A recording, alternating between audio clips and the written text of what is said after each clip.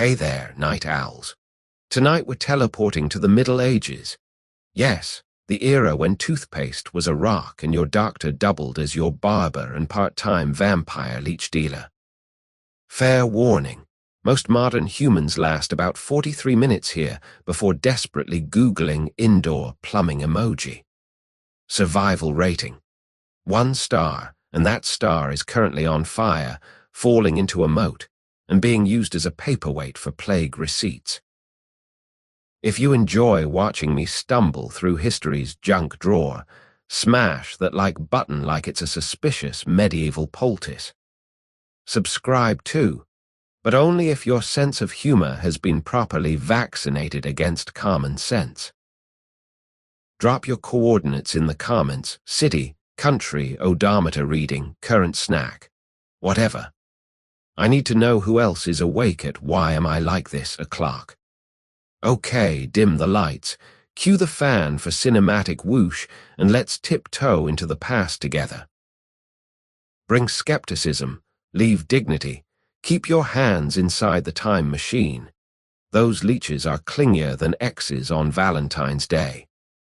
Ready? Let's go cure some absolutely non-existent ailments with unicorn pepper and spider sarcasm. Night-night, time travelers, may your Wi-Fi be strong and your humors well-behaved. The first thing you notice is the smell: warm bread laced with something sharp and green, like someone baked a salad by accident. It is just past dawn, the sky the color of weak tea, and you are barefoot on packed earth that still holds yesterday's heat. A bell tolls somewhere, a slow bronze heartbeat that makes pigeons shuffle on the rooftop above you. You flex your toes. The ground feels alive, as if the city itself is breathing through the soles of your feet. A monk glides past, sandals flapping like lazy applause. His robe is the color of spilled ink and smells of crushed rosemary, an herb he swears can sharpen the memory and repel witches, though you suspect the second claim is just wishful marketing. He notices you yawning and beckons with 2 fingers, the universal medieval sign for I have breakfast and possibly questionable life choices. You follow because the air is cool and your stomach is a hollow drum. The alley narrows until the walls almost kiss. Moss glows emerald where torch smoke once licked the stones. Somewhere ahead, a kettle exhales a lazy plume of steam that smells of hay and honey. You pass a doorway curtained with faded red felt. From inside comes a rhythmic thud.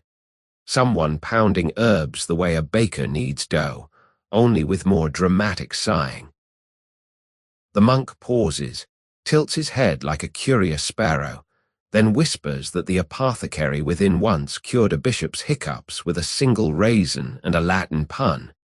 You file that away under probably nonsense, but charming. Finally, the alley spills into a tiny courtyard where morning light pools like spilled cream. In the center stands a wooden table bowed under the weight of mortars, pestles, and one extremely relaxed cat, wearing a tiny linen collar. The monk gestures for you to sit on a 3-legged stool that wobbles just enough to keep you awake. He lifts a clay jar, unstoppers it, and a cloud of cinnamon escapes, curling around your face like an affectionate ghost. Inside the jar, a sticky dark paste the color of river mud.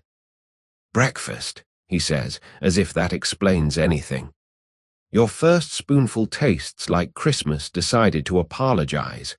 Cloves, nutmeg, and something faintly metallic, possibly iron filings, possibly history itself. The monk watches your pupils widen and nods approval. Good for the blood, he murmurs, and for convincing demons you are too spicy to possess. You almost laugh, but the paste is already spreading warmth through your chest, as though someone replaced your heart with a baked apple. Somewhere in the back of your mind, a modern voice squeaks about food safety regulations. You tell it to hush, we're off the clock. While your tongue considers filing a complaint, the monk begins a soft recitation. Half prayer, half recipe. He lists ingredients the way a grandmother names grandchildren: elderberry for fever, rue for ghosts, powdered eggshell for the melancholy that arrives before lunch. Each item is dropped into a fresh mortar and given 3 gentle taps, no more, no less. Over-grinding angers the spirit, he warns, eyes twinkling like candlelit pewter. You wonder if the spirit has a lawyer. A breeze lifts, carrying the scent of bread from a nearby bakery. It intertwines with the apothecary's brew until you can't tell where nourishment ends and medicine begins. This, you realize, is the medieval morning commute, breakfast and prescription served in the same bowl, payment accepted in copper coins or charming smiles. Your stomach gives a polite round of applause. The cat flicks an ear in slow motion judgment. The monk scoops the final mixture into a walnut shell and seals it with a drop of wax the color of parchment. Carry this, he instructs, pressing it into your palm like a secret. When the day grows teeth, swallow it and think of dawn. You nod, though you're fairly sure the day already has molars. Still, the shell is smooth and warm, a pocket-sized sunrise. From the alley beyond, you hear the city stretching, shutters clacking, merchants clearing throats full of last night's wine, a rooster who missed the memo about timing. The monk begins packing his parts with the unhurried grace of someone who believes time is more of a suggestion. You offer to help. He hands you a sprig of dried lavender and says, "Guard this with your life, or at least with your boredom." You tuck it behind your ear, instantly feeling 10% more picturesque. Just as you prepare to step back into the waking maze, the monk leans closer. His breath smells of honey and penitence. "One more thing," he whispers. "Avoid the barber at the sign of the bleeding cup. He confuses curing with entertainment." The warning floats between you like incense. You want to ask more, but he's already gliding away, robe whispering conspiracies against the cobblestones. The cat yawns, revealing fangs that seem unnecessarily dramatic for breakfast. You glance at the walnut shell in your hand, then at the alley mouth yawning ahead. Somewhere, a bell tolls again, slower now, as though the city itself is falling back asleep. The air smells of bread, herbs, and the faintest tang of adventure or possibly indigestion. You take one step, then another, each footfall a quiet promise to follow the scent of mystery until it leads you, gently, sleepily, into the next strange cure. The alley delivers you onto a wider street still slick with night's leftover dew. You pause, toes curling against the chill, and notice a red-striped pole canted at a tipsy angle outside a low doorway. A wooden sign above it bears a crude painting of a cup catching a single crimson drop. Exactly the bleeding cup the monk warned about. Naturally, you step closer, because warnings are just invitations with stricter dress codes. Inside, the room smells of iron and lavender water, as if a battlefield took up aromatherapy. A stout man in a leather apron glances up from scrubbing his hands in a basin that looks suspiciously like it once served soup. His beard is trimmed to a perfect semicircle, the medieval equivalent of a 5-star Yelp review. "Morning, traveler," he chirps, shaking droplets that land on your wrist like cold punctuation. "Fancy a little off the top, or perhaps off the veins." You manage a polite cough that sounds like no thanks in 3 languages. He gestures toward a bench draped with a fleece the color of old snow. You sit, mostly because your legs enjoy irony. Along the wall, glass jars glow like dim lanterns. Each holds a single leech lounging in murky water, their slow wriggle reminiscent of commuters stuck in traffic. The barber, who introduces himself as Master Aldwin, explains that today is spa day, when the leeches get to travel, and you get to balance the inner weather. You picture your inner weather as partly cloudy with a chance of procrastination. Apparently leeches are meteorologists. Aldwin lifts a jar and taps the glass. The leech inside performs a graceful somersault, either showing off or filing an eviction notice. "These beauties," he says, "come from the abbey pond where the monks chant hourly, makes them devout and only mildly judgmental." You laugh before realizing he might be serious.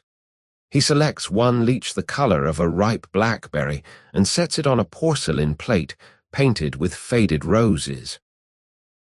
The creature stretches, yawns, you swear, and begins its slow advance toward your forearm like a tiny vampire on a leisurely hike. The moment it touches skin, you feel a cool kiss, softer than you expected, more silk than syringe. Aldwin hums a tune that sounds suspiciously like last night's vespers while monitoring a small hourglass filled with black sand. "We let them sip," he explains, "but not feast. Table manners are important." You nod, wondering if the leech has a tiny napkin tucked somewhere. Around you, other patrons sit in various stages of donation. One man dozes peacefully, while two leeches dangle like dark earrings. A woman reads a psalter, turning pages with her free hand while the other arm offers room service to a particularly plump specimen. Warmth begins to pool beneath the leech's tiny mouth. It's oddly soothing, like the pull of a distant tide. Your eyelids feel suddenly upholstered in velvet. Aldwin keeps talking, voice low, describing how leeches sense fever the way modern folks sense Wi-Fi. Automatic, invisible, occasionally finicky. He claims the abbey leeches once saved a duke from melancholic overheating by camping behind his kneecap for exactly 47 heartbeats. You want to ask for footnotes, but the room is rocking gently, a cradle made of whispers and iron scents. A breeze sneaks through the doorway, carrying the smell of baking rye and something greener, maybe the pond itself exhaling. You glance outside, sunlight stripes the street like a lazy tiger. Somewhere a bell rings the third hour, its note round and golden. The leech, apparently satisfied, detaches with a polite pop and rolls onto its back, glistening like a small, satisfied raisin. Aldwin lifts it with tweezers, drops it into a recovery bowl of fresh water, and congratulates you on donating drama. You inspect the tiny red karma on your arm. No pain, just a quiet punctuation mark in the story of your morning.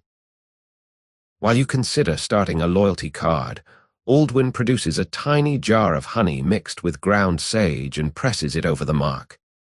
"Keeps humors smiling," he says. The honey is cool, fragrant, and tastes faintly of the lavender water when you sneak a lick. He bandages your arm with linen so white it looks arrogant, then hands you a cup of warm ale spiced with nutmeg. "Replacements," he explains, "for what the leech borrowed." You sip. The ale tastes like liquid sunrise, malty and reassuring. Around the room, other donors finish their sessions. The dozing man wakes, checks his arm, and shrugs as if he merely misplaced a few drops. The woman closes her psalter, pays in a coin shaped like a tiny fish, and leaves humming. You realize no one is rushing, no phones ping, no receipts print, just quiet transactions of flesh and faith. Aldwin wipes down the bench with vinegar that smells of summer apples. He tells you that tomorrow the leeches rest, like little knights after battle, and you picture them lounging on lily pads wearing sunglasses carved from turnip peel. Before you leave, he leans in confidentially. "If the fever returns, come back. If you start speaking in tongues, go to the priest. If you start speaking in Latin, raise your rates. You promise to remember, though you're fairly sure your Latin peaked at, etc. The fleece on the bench retains the shape of your body for a moment, a ghost considering a second career as a pillow. You step back into the street feeling lighter, as though excess worry was the only thing the leech actually removed. Outside, the city has turned up its volume, vendors calling, chickens auditioning for soup, a farrier's hammer ringing like an upbeat metronome. Yet the quiet inside your skin remains, an unfamiliar calm that hums beneath the bustle. You touch the bandage. It's warm from your own blood, a small flag of truce between you and the medieval morning. Somewhere ahead, another cure waits, possibly stranger, hopefully as gentle. You tuck the walnut shell from breakfast into your pouch, just in case breakfast wants to meet lunch and wander on, following the scent of nutmeg and the faint memory of a leech's polite kiss. The street widens into a sun-splashed market that smells of bruised apples and fresh sawdust. You drift past stalls clattering with pewter spoons, past a boy blowing glass bubbles that pop into tiny rainbows, until a banner the color of overripe plums flaps above a narrow booth. Unicorn powders ethically sourced, doubtfully effective. A hand-lettered footnote adds, results may vary by belief. Naturally, you duck inside because nothing says relaxing morning like questionable cryptozoology. The interior is dim and pleasantly cool, lit by one skylight cut like a star into the canvas roof. Dust motes drift in slow motion, each one apparently choreographed. Shelves line the walls with vials of every width, some no longer than a fingernail, others fat as church candles, each corked and sealed with wax the color of candlelight. A man in a velvet doublet the shade of midnight blueberries greets you with a bow so deep his earrings jingle. Seeking sparkle for the bloodstream. He asks, voice smooth as warm milk with just a squeeze of mischief. You admit you're mostly seeking curiosity. He clasps his hands, delighted. Curiosity is the gateway placebo. He gestures toward a display of spiraled horns mounted on black velvet. They range from pearly white to storm cloud gray, some straight as arrows, others twisted like cinnamon sticks.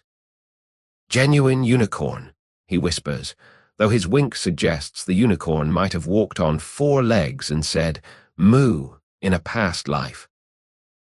Still, the shine is hypnotic, catching the skylight and throwing tiny crescents across your cheeks. He lifts a slender vial filled with shimmery dust, opalescent, faintly lavender when tilted. Our bestseller, he purrs.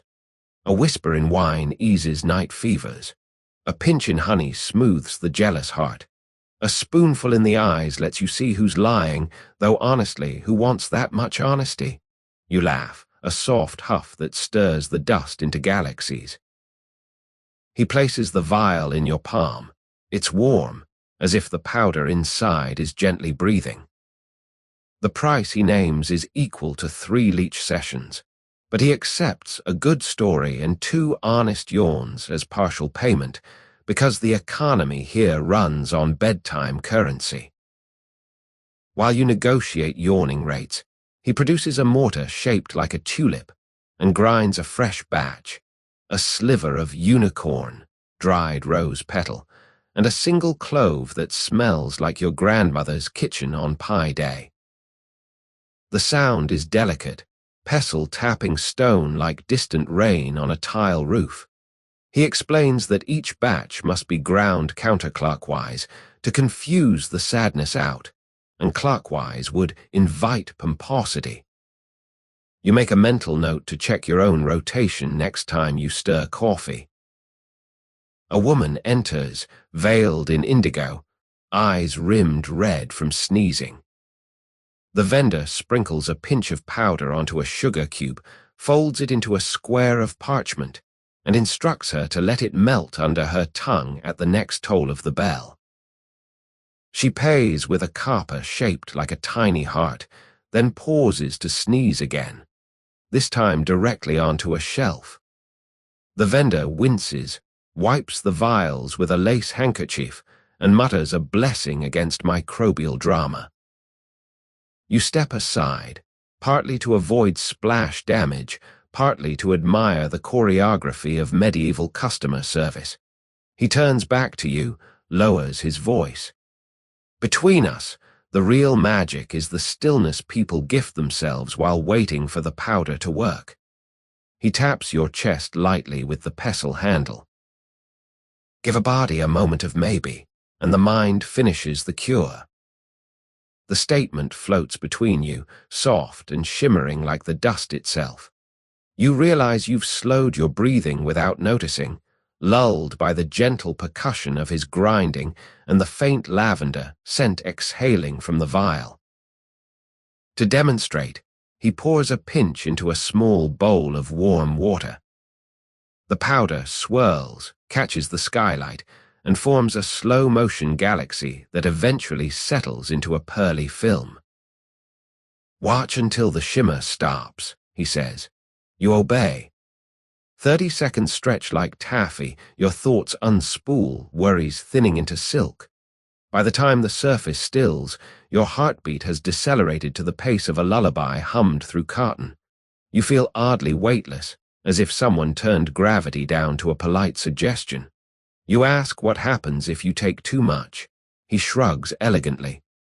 You'll sparkle at parties, but bats may follow you home. Another wink. Everything worth doing has a bat clause. You tuck the vial into your pouch beside the walnut shell. Glass clinks wax softly, like two secrets introducing themselves. The vendor bows again, earrings chiming their tiny carillon, and hands you a business card inked on a pressed maple leaf. On the back, if uncertain, yawn thrice and call me in the morning. Outside, sunlight has shifted, painting the market in butter gold. The banner flaps once more, casting a violet shadow across your face.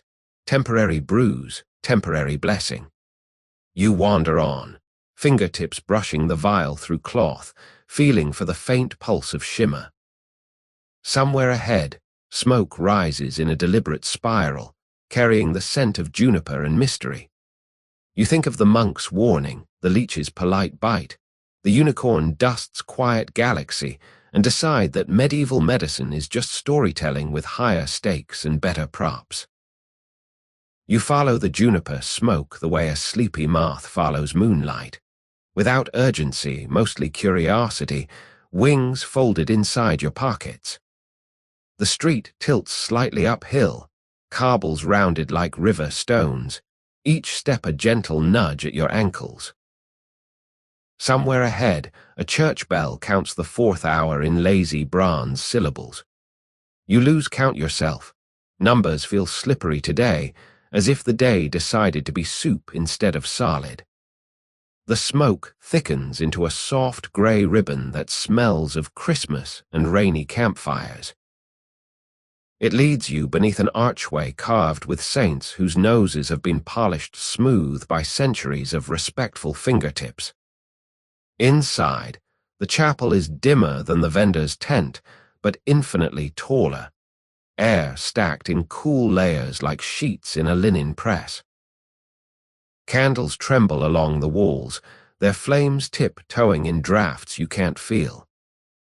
Your eyes adjust slowly, the way milk blends into tea, until you spot the source, a priest in ash-colored robes swinging a censer the size of a child's head, each arc leaving smoky calligraphy in the air. He notices you, offers a nod that could mean welcome or try not to sneeze on the relics. Between swings, he gestures toward a narrow bench polished by centuries of penitent backsides. You sit. The wood is warm, as if someone just finished worrying there. From this angle you see the censer's lid is cracked open just enough to let fragrant ghosts escape. Juniper, yes, but also something darker, like wet pine cones or a library after rain. The priest begins a slow circuit of the nave, swinging the chain so the bowl hovers inches above the floor, then rises to kiss the ceiling, then descends again, a sleepy pendulum marking time in cent instead of seconds. In the front row, a man kneels, spine curved like a comma pausing mid-sentence. His shirt is off, revealing skin pale as candle wax and just as ready to drip. Between his shoulder blades blooms a bruise the purple of late plums, an ache that's been camping there since harvest season, he told the priest. The bruise looks exhausted, as if pain itself needs a nap. The priest approaches, murmurs a prayer that sounds suspiciously like a recipe, something about 3 measures of mercy, a pinch of fire, let simmer in the hollow of the bone. You wonder if God keeps cookbooks. The censer reaches the man's back, smoke billows across the bruise like a gentle invasion. The man exhales, a long, ragged sound that seems to carry splinters. You expect coughing, maybe swearing, but instead his shoulders drop, shoulder blades drifting apart the way curtains surrender to a breeze. The priest circles again, slower, letting the smoke linger in the small valley of the man's spine. Each pass leaves a faint grey halo that dissolves upward, joining the shadows in the rafters where pigeons shift contentedly, lulled by the incense and the echo of whispered Latin. You inhale. The smoke tastes earthy, slightly sweet, with a peppery finish that tingles behind your eyes. Your own spine answers with a pop so polite it could be apologizing. Suddenly, you remember every chair you've ever sat in wrong, every mattress that tried to fold you into origami overnight. The chapel air feels like a chiropractor made of vapor. Your head lists sideways until it finds the cool embrace of a stone pillar veined with quartz. The quartz catches candlelight, winks at you, then releases it, flirtation complete. A side door creaks. An elderly woman enters carrying a basket of juniper branches still dotted with last year's dried berries. She nods to the priest, then begins weaving sprigs between the wooden ribs of a folding screen set nearby. The scent intensifies, sharp and green, like walking through a forest while someone politely chops firewood behind you. She hums under her breath, a melody that feels older than notation, each note settling onto your skin like soft lint. You feel included in the hum, an honorary syllable. The priest finishes his circuit and stands behind the bruised man, hands hovering an inch above the smoke-kissed skin. He doesn't touch. Instead, he moves his palms as if smoothing invisible fabric, ironing out wrinkles in the air itself. The man sighs again, deeper, the sound of someone slipping into a warm bath after a day of cold plowing. You notice the bruise seems lighter, though that might be candle trickery. The priest gives a final flourish, then steps back, perspiration glowing at his temples like tiny crystal crowns. Master Aldwin would call this aromatherapy with ecclesiastical branding, but the hush in the chapel feels too genuine for punchlines. Time softens. You aren't sure how long you've been breathing borrowed forest air. The bell outside tolls once more, a single bronze heartbeat, but it feels optional rather than urgent. The elderly woman offers you a sprig of juniper. You tuck it behind the lavender already nesting above your ear. The 2 plants nod politely to each other, foreign diplomats in the country of your hair. She pats your shoulder. Her hand smells of sap and grandmother, then shuffles out, leaving a trail of needles that sparkle briefly before dissolving into floorboard cracks. The bruised man stands, rotates his arm like someone testing a new hinge. He smiles, small, surprised, as if the smile arrived uninvited but decided to stay. He thanks the priest in a dialect that turns vowels into drowsy owls, then slips his shirt on and exits, footsteps lighter than when he entered.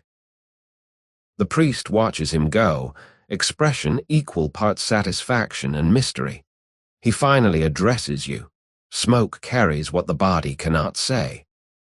You nod, because arguing feels heavy, and your tongue has turned into a sleepy slug. He invites you to kneel if you wish, or simply sit and breathe. You choose the bench, legs folded under like a contented heron. He resumes swinging the censer, but softer now, a lullaby in fragrance form. The smoke curls around you, finding every hidden pocket of tension, tapping each on the shoulder and guiding it politely toward the rafters. You feel your thoughts untether, drifting upward to roost among the pigeons who coo in four-part harmony. Between swings, the priest sprinkles a handful of dried rose petals onto the coals. They hiss like distant surf and release a sweetness that tastes of pink dusk. Your eyelids negotiate closure. The last thing you see is the censer rising, falling, drawing smoky halos that linger above your head like lazy guardian angels too comfortable to hover properly. Somewhere in the haze you remember you haven't coughed once.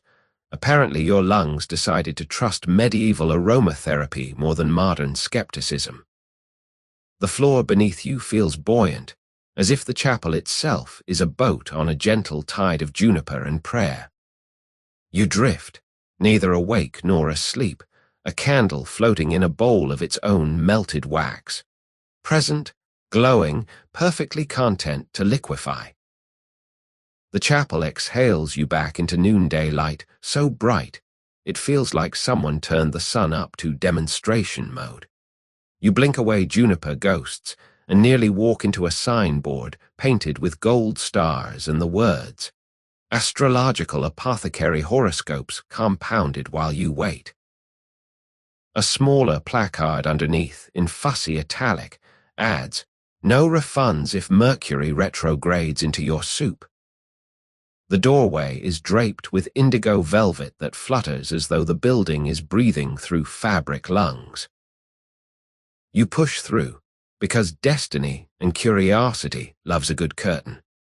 Inside smells of parchment, pepper, and candle that's been crying quietly.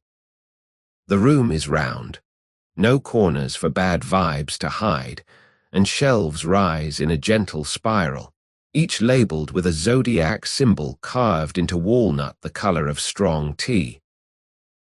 A clerk glides into view, tall, ageless, wearing a robe stitched from midnight and tiny silver beads that clink like distant goat bells. His eyes are two calculating moons. "Welcome, lunar stranger," he says, as if greeting a tourist who took a wrong turn at the asteroid belt. "What ails you?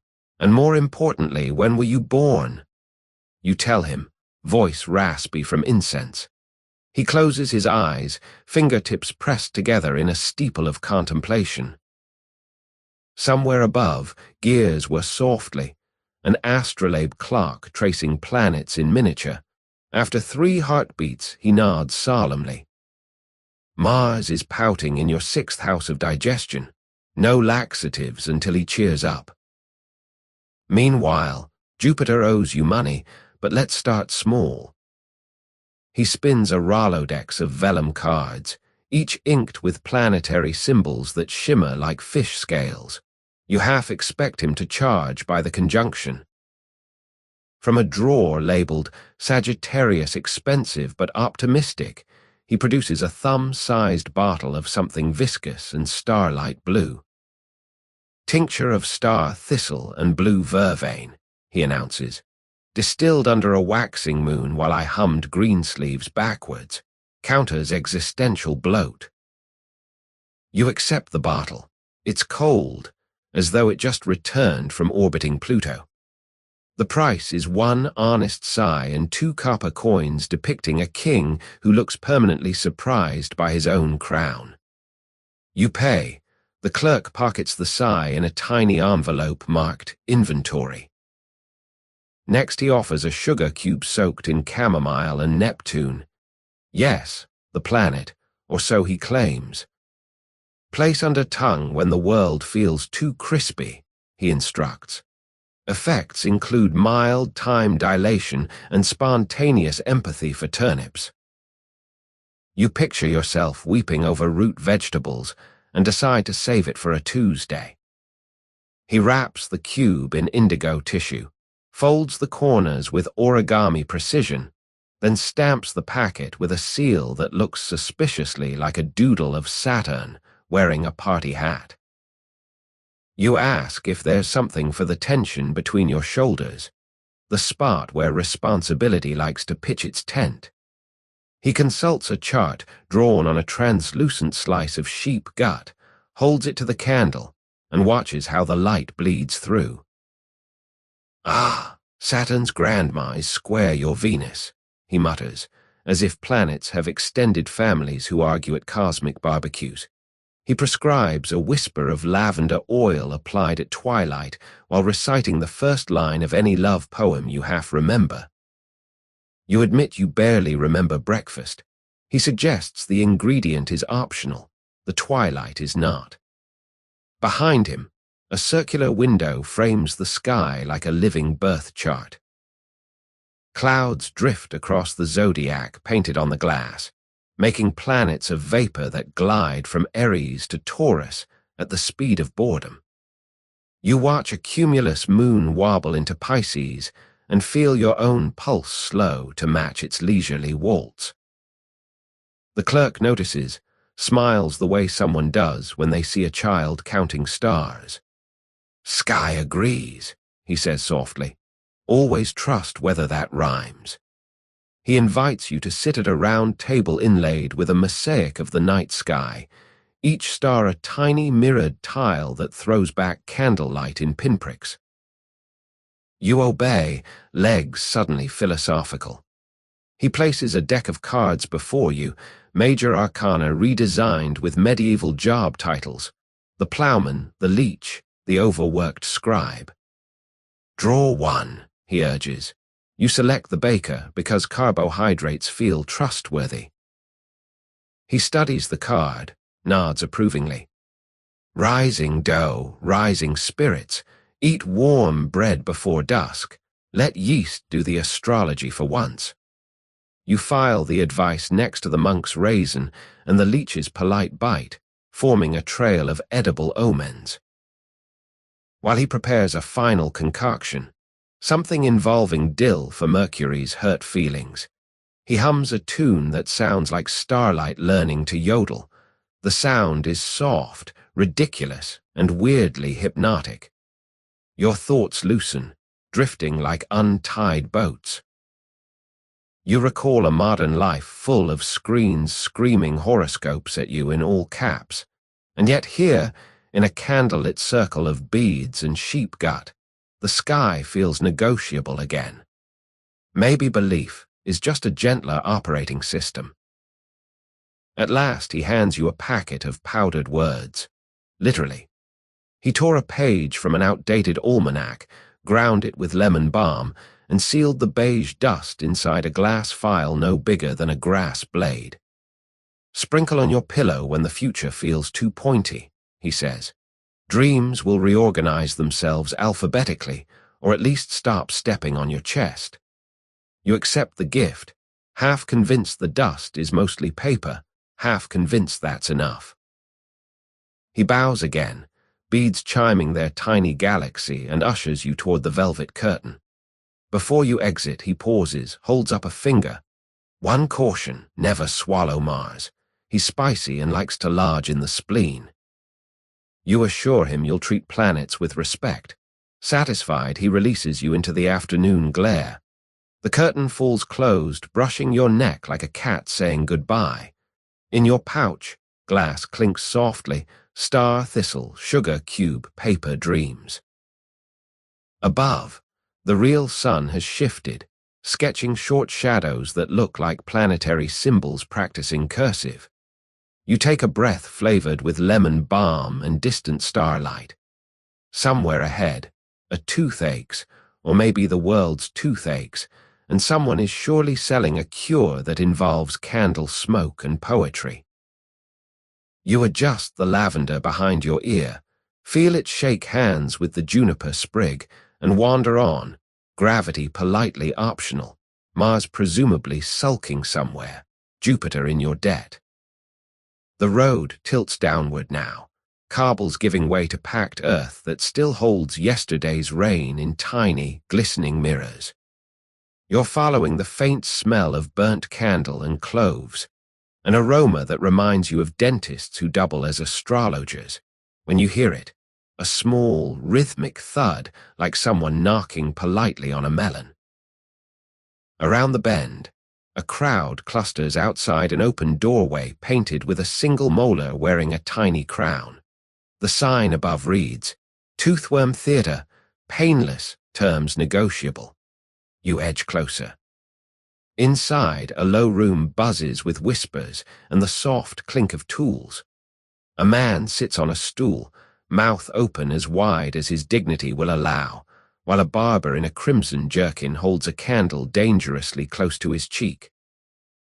The barber's other hand wields a slender reed, its tip blackened by soot. Every so often he taps the patient's tooth, peers inside and announces, "Still there, the little devil." The crowd gasps on cue because medieval Netflix has limited seating. A woman beside you, cradling a basket of onions, explains that the barber believes toothaches are caused by a tiny worm camping inside the enamel like a squatter with excellent taste in real estate. The candle smoke, she says, is meant to coax the worm upward toward daylight and better opportunities. You nod solemnly, filing this under property disputes, microscopic. The barber spots you, fresh face, all teeth presumably accounted for, and beckons with the reed. "You, traveler, ever met your toothworm?" The crowd parts, hopeful for a double feature. You consider retreat, but your jaw chooses this moment to twinge, a small reminder that you laughed too hard at the astrologer's Mars joke. You shrug, step forward, and sit. The stool wobbles like it's nervous too. Up close, the barber smells of cinnamon and confidence. He tilts your chin toward a skylight cut crookedly into the roof, providing a shaft of light dramatic enough for Shakespeare or dentistry. "Open," he says, and you comply, feeling suddenly like a cathedral with questionable tenants. He peers inside, humming a tune that might be Greensleeves or maybe just dental anxiety set to music. "Aha," he murmurs. "I see the worm has decorated tiny tapestries, very Gothic." The crowd titters.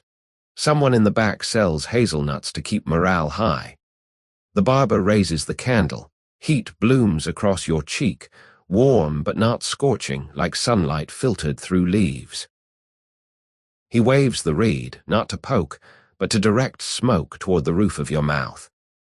You taste wax and cloves, remember childhood Christmases when everything smelled too spicy to eat. He begins a low chant. "Saint Apollonia, matron of molars, evict the serpent, spare the tenant." The Latin rolls like marbles across your tongue. Minutes stretch, lazy and elastic. Your jaw relaxes. The twinge dulls from sharp knock to polite tap. Whether the worm is actually packing its microscopic bags or your nerves simply surrendered to theater remains an open question, but the relief feels real enough to invoice. The barber removes the candle, blows it out with a flourish, and presents you with a tiny parchment scroll. Your eviction notice, tied with red thread. The crowd applauds. You stand, half-bowed, cheeks warm with smoke and sudden fame. Outside, the patient with the crown-bearing molar emerges, rubbing his jaw and grinning like a man who just won a tiny personal war. He shows you the parchment the barber gave him. Yours matches. "Souvenir," he says, "or warning to worms."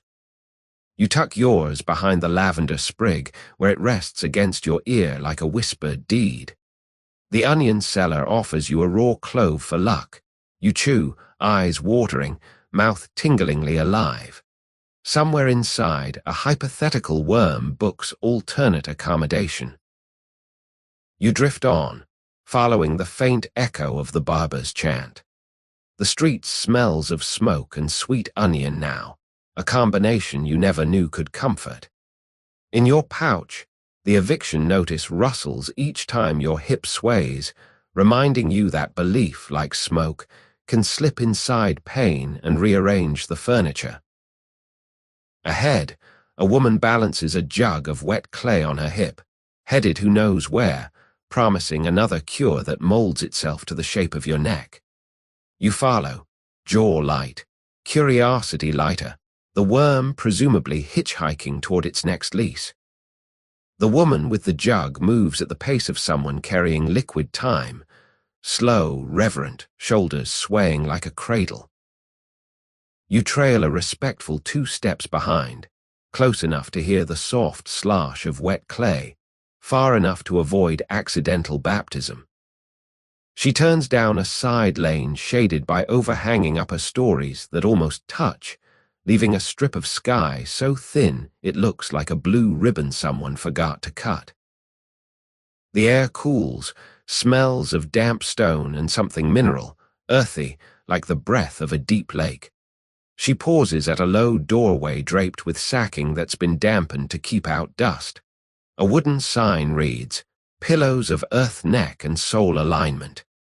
You duck inside behind her. The room is half cellar, half sanctuary, vaulted brick, moss in the seams. A single high window dribbling light onto a long table covered in linen the color of old parchment. On it rest 4 shallow bowls carved from river stone, each cradling a mound of clay the way a mother holds a sleepy child's face. The clay glistens, dark and inviting, like chocolate pudding that's been meditating.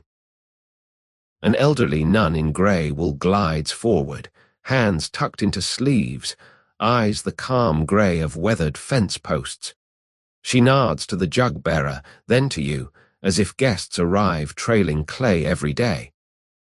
"Rest your neck," she says, voice soft as moth wings. "Earth will drink what you do not need." You consider objections, laundry, schedule, dignity, but the bench looks forgiving and your vertebrae whisper, "Yes, please." You sit. The nun lifts clay by the handful.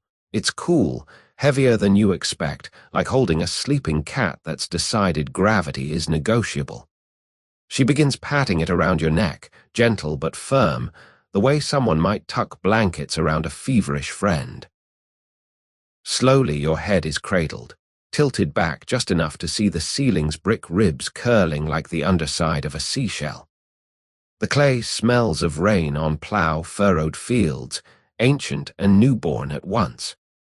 The nun hums, no tune you recognize, more vibration than melody. It travels through her palms into the clay, into you. Your shoulders drop without consultation. Somewhere behind, the jug woman starts grinding dried rose petals in a mortar, the soft crush releasing scent like a sigh pressed into pink. She explains, voice barely above the grind, that clay draws out melancholic vapors, those grey mists that pool between vertebrae after too much thinking, too much waiting for tomorrow to introduce itself politely. Minutes dissolve. The clay warms against your skin, stealing your heat and returning it slower, steadier, like a bank that deals in calm. You feel your pulse settle into the same rhythm as the nun's hum. Thoughts untangle, threads of smoke, of leech kisses, of unicorn dust, until they lay flat, a tapestry you can fold and set aside. Your breathing deepens. Each exhale tastes of earth and faint rose. The nun adds a layer across your collarbones, patting softly, sculpting armor that weighs less than air. From the corner of your eye you notice another client, a skinny boy, maybe 12, clay packed around his wrist like a bulky grey bracelet. He watches the clay as if it might speak. His mother sits nearby, eyes closed, lips moving in silent rosary. The boy flexes fingers. Clay cracks slightly, showing pink skin beneath, new, almost surprised. He smiles at the crack, as if seeing proof that he's still growing, still capable of breaking molds. You feel your own cracks forming, tiny fault lines where tension used to live. The high window's light shifts, sliding across the floor like a golden snail. Dust motes drift upward, passengers on the warmth your body lends the clay. Somewhere above, pigeons coo in rafters, their song muffled by brick and centuries. The nun lifts a damp cloth, lays it across your forehead. Water trickles past temples, finds your ears, whispers, "Stay." You obey. Time becomes optional. The world could be ending outside, you'd never know, and right now that seems perfect. After a while, an hour, a breath. She begins peeling clay away, slow as unveiling a sculpture that's been waiting inside you. Cool air kisses newly exposed skin. You feel taller or maybe lighter, as if someone removed coins from hidden pockets in your neck. She rolls the used clay into a ball, sets it aside. Earth remembers, she says, but she keeps secrets. You want to ask what she'll do with it. Bury it, bless it, recycle it into tomorrow's ache. But words feel heavy, so you just nod. She finishes with a dab of rose water across throat and shoulders. The scent is pale, barely there, like a promise you can choose to believe. You sit up carefully, no cracking, no protest. Your head floats above spine like a balloon tied with silk. The boy beside you flexes his wrist free of clay, shows his mother. She kisses the air above the once sprain, not touching, letting blessing hover. He grins at you. You grin back. Two people newly reminded they are mostly water and wishful thinking. Payment is by donation, a copper coin, a whispered prayer, or 3 honest breaths. You drop coins and a thank you into a wooden box carved from a single knot of oak. The jug woman offers you a small stamped cake of dried clay, for travel bruises. You tuck it next to the walnut shell, the eviction notice, the vial of stardust. Your pouch now clinks like a geologist's pocket of sleepy miracles. Outside, the lane is warmer, afternoon leaning against the walls like a tipsy friend. You roll your neck. It moves smoothly, no clicks, no tiny gravel sounds. Somewhere ahead, a troubadour tunes a lute, notes spilling like bright buttons onto cobblestone. You follow, lighter, straighter, head balanced as if the sky is a pillow you hadn't noticed before. Behind you, the doorway's damp sack flutters farewell, and the earth, somewhere beneath your feet, keeps your secret vapors safe. The lute notes lead you around a gentle curve and into a small square where sunlight pools like spilled cream. In the center, a man in a patchwork cloak tunes his instrument with the solemnity of a surgeon stringing catgut. His audience, a semicircle of aprons, cloaks, and one bemused goat. A sign leans against his stool. Troubadour physician's songs for spleen, heart, and gout. Pay what you wheeze. He catches your eye, smiles the way someone does when they already know the punchline but enjoy watching you find it. You settle onto the low stone rim of the fountain, water chuckling behind you like a friend who knows all your bad jokes. The troubadour strums a chord that sounds like dusk settling over wheat fields, then addresses the crowd. Good people, gather your humors. We begin in F-sharp minor, the key most soothing to inflamed spleens. He winks at you specifically, as if your spleen sent advance notice. Somewhere in your rib cage, the organ in question gives a tentative flutter, unsure whether to be flattered or examined. He begins. The melody is slow, a lullaby wearing walking boots. Lyrics float in Occitan, sprinkled with enough Latin to sound official. Armour, spleen, eye, runaway melancholy, return to the liver where rent is cheaper. You catch about every third word, but the meaning leaks in anyway. Permission to exhale, to let grievances slide off like rainwater from a duck whose decided therapy is for mammals. The goat chews thoughtfully, ears swiveling in 3/4 time. A nearby baker's shoulders drop. You hear the crack of crusty tension releasing. Between verses, the troubadour pauses, listens, to wheezes, to coughs, to the soft click of someone's knee predicting rain. He adjusts tuning pegs microscopically, prescribing intervals the way an apothecary measures tinctures. "You," he says, pointing to a washerwoman clutching her side, "hum along on the dominant. Your spleen prefers company." She obeys, voice rough but willing, a duet of amateur and professional sadness. The combination smells of steam and lavender, though no herbs are present, just sound, working its invisible chemistry. You feel it too, each bass note a warm hand sliding beneath your ribs, lifting the edge of worry you'd forgotten you were sitting on. Your breathing syncs with the tempo, the fountain's splash keeps polite time. Somewhere in the crowd a baby hiccups, then settles, lulled by the communal heartbeat. The troubadour smiles, strums softer, leading everyone toward the quiet center of the sound where thoughts grow fuzzy and kind. The goat closes its eyes, either asleep or participating in caprine meditation. At the final chord, he lets the strings ring until they sigh into silence. No applause would feel like dropping plates. Instead, people exhale in unison, a soft wind that smells of bread, wool, and release. The washerwoman presses a coin into his palm, plus a whisper you can't hear. He nods, solemn, then turns to you. "Your spleen requests encores nightly," he murmurs, "but start with humming in the bath. Water conducts forgiveness." You pay him with the stamped clay cake. He sniffs it, approves, tucks it into his sleeve for later chord dampening. The crowd disperses, footsteps looser, as if joints have been oiled by melody. You linger, fountain water still giggling behind you. The troubadour packs his lute, then offers a final prescription. When the world feels sharp, sing the first 3 notes of anything you loved at age 7. Humor is a splint for the spirit. You try it, 3 notes from a lullaby your memory half keeps. The square answers with quiet, the way a room adjusts when a candle is lit. Somewhere inside, your spleen signs contentedly, like a tenant finally receiving heat. You wander on, notes trailing you like friendly ghosts.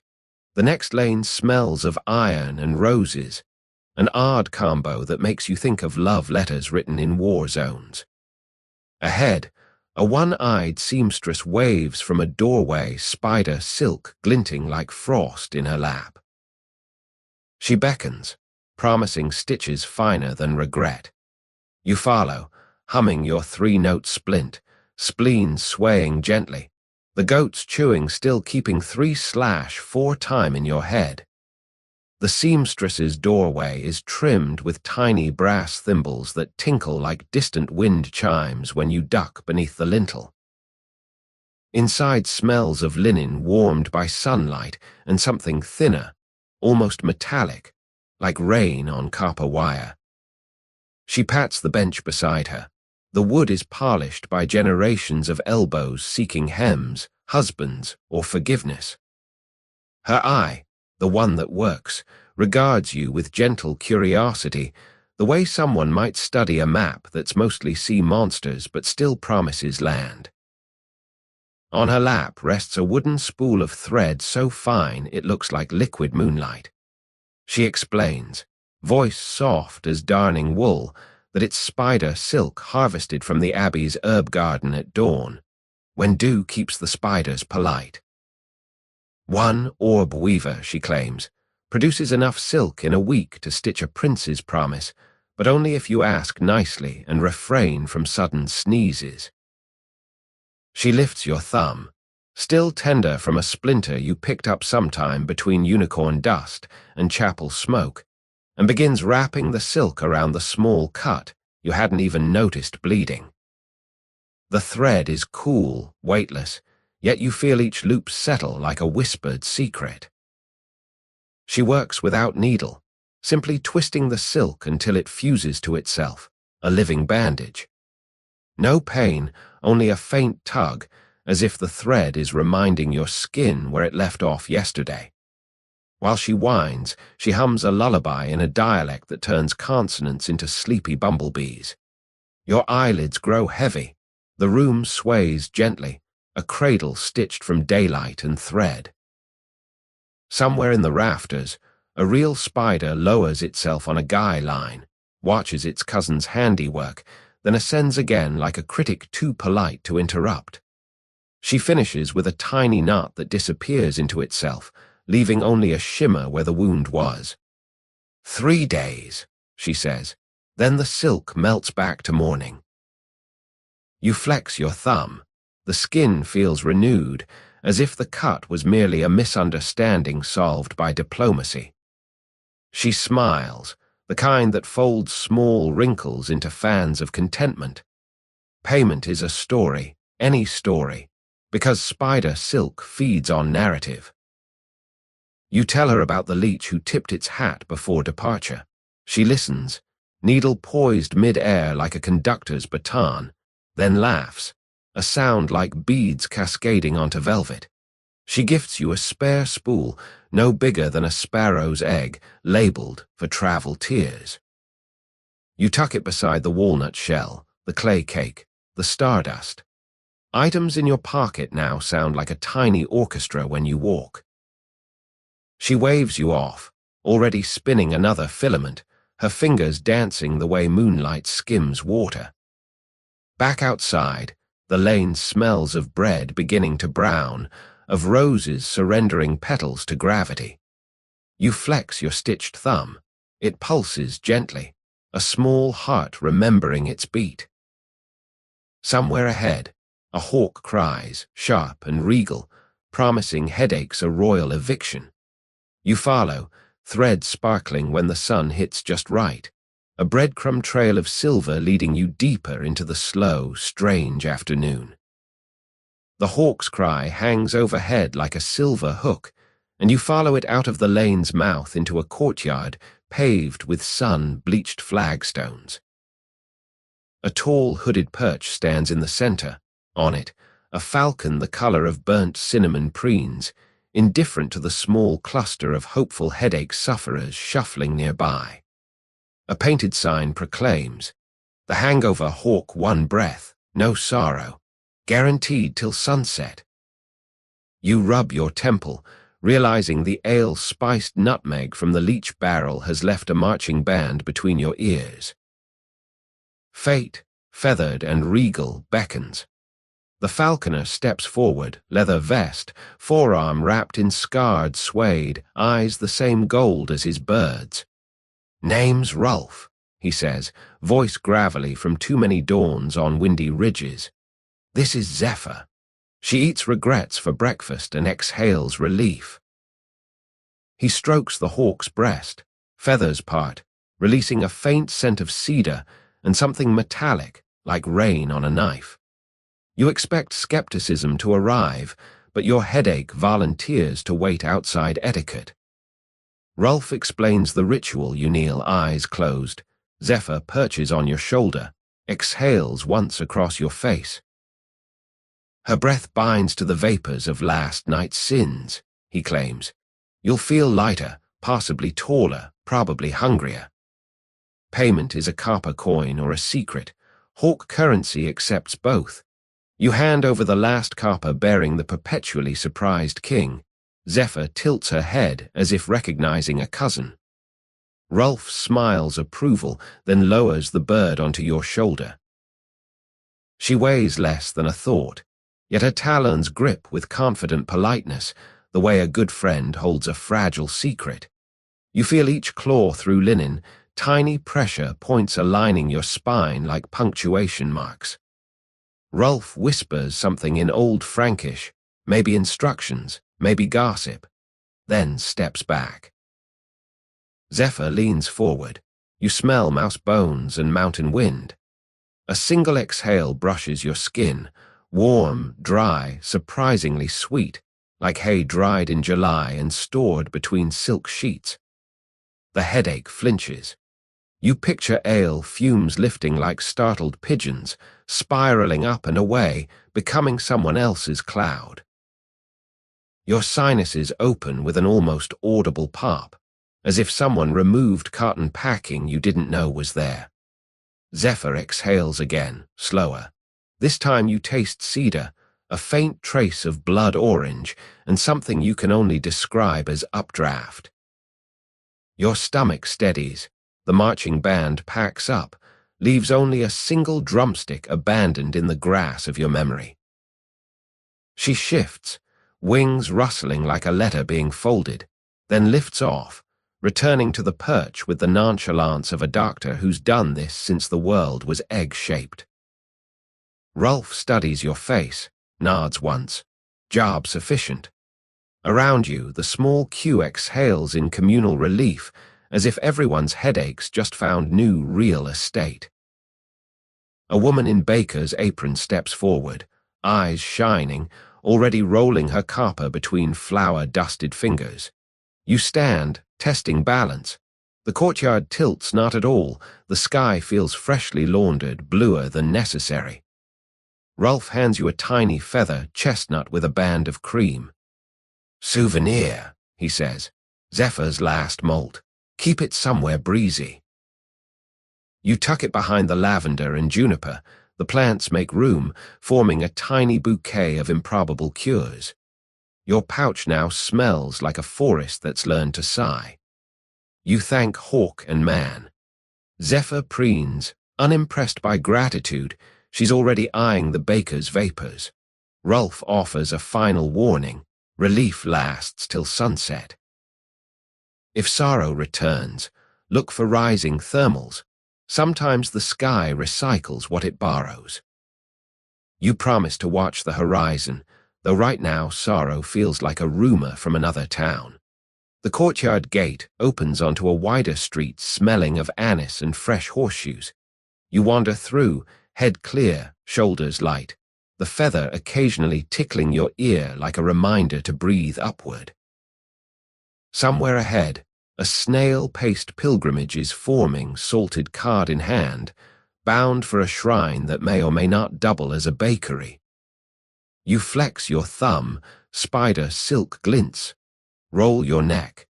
Clay memory hums, and follow the next gentle absurdity, headache now a mere anecdote floating off toward sunset, hawk shadow-shaped.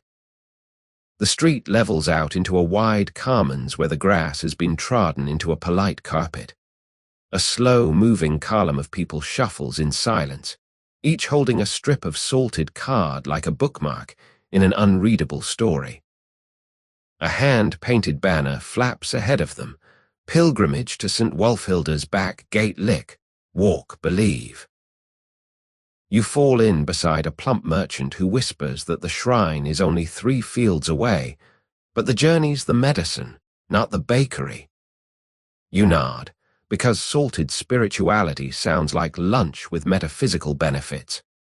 An elderly nun at the rear hands you a card strip. It's stiff as bark, smells of ocean and attic. Instructions are simple. Lick every 7th step. Walk until the salt melts your grievances, deposit the remaining flake at the altar, receive grace or at least mild electrolytes. You tuck the feather behind your ear to keep it from jealous breezes, then take your first lick. Salt blooms across your tongue like a small, sharp sunrise. Your saliva glands salute. Step, step, step, step, step, step, lick. The column maintains solemn rhythm. The only soundtrack is soft chewing and the occasional repentant sniff. After a field of barley that waves like an audience, your calf muscles begin polite inquiries about overtime. The nun, Sister Agatha, she says, offers encouragement. Think of each step as a bead on a rosary made of ankles. You try, but your rosary feels more like rusty pennies. She smiles anyway, tangled curls glinting with sweat and serenity. Somewhere ahead, a psalm starts up, sung in sleepy monotone that turns Latin into lullaby. You hum along, mostly vowels, tongue still tingling from card concentrate. Midfield, you notice the man in front of you limping less with every lick. He turns, grins, whispers that his gout has begun, negotiating early retirement. You congratulate him the way one applauds a magician who's only halfway through a trick. Your own feet, formerly pounding, downgrade to tapping. The salt seems to be bargaining with gravity. Between licks, you breathe deeper, tasting barley, brine, and something metallic. Maybe blood from over-enthusiastic licking, maybe the taste of stubbornness dissolving. At the final hedgerow, the column pauses. Sister Agatha produces a flask of dill water. Pass it along, etiquette prevails. You sip, cool, green, instantly ankle-soothing. Ahead stands the shrine, a tiny stone arch built into a garden wall, ivy draped like outdated curtains. A baker's boy waits beside it with a tray of warm rolls, steam curling heavenward. "Body of Christ, plus honey," he chirps, handing one to each arrival. You expected solemnity, you receive breakfast. The merger of sacred and carbohydrate feels perfectly medieval. You deposit your card remnant into a wicker basket already half full of fellow travelers' salty autobiographies. The baker's boy sprinkles them onto flower beds. "Fertilizer," he explains, "so sanctity can bloom." You chew your roll, honey melting into the pockets of your cheeks, and realize your calves no longer hate you. Around you, pilgrims sigh the particular sigh of people who have walked off their sharper edges. Sister Agatha bells a final blessing. Birds overhead echo in chirps that sound suspiciously like amen. You wander back toward town lighter, not spiritually thunderstruck, but as though someone turned your boots into suggestions rather than orders. In your pouch, a few crystals of salt cling to the feathers' barbs, tiny white flags of truce between ocean and sky.